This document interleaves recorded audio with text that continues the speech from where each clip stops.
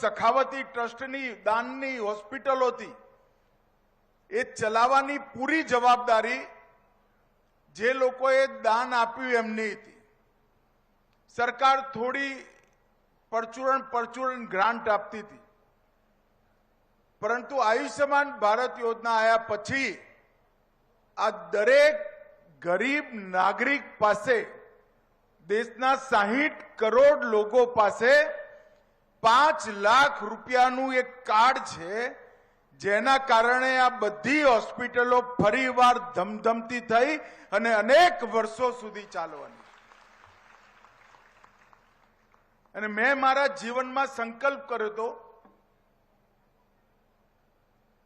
કે 51 હોસ્પિટલો જૂની જે હોય, જે જૂના શેઠિયાઓના દાનથી શરૂ થઈ હોય, એનું રિનોવેશન, એમાં ક્યાંક ને ક્યાંક હિસ્સેદાર થવું. અને આજે હું 39મી હોસ્પિટલમાં આવ્યો છું, જેને 1 કરોડ રૂપિયા આયુષ્યમાન ભારત યોજના જોડેથી મળે છે.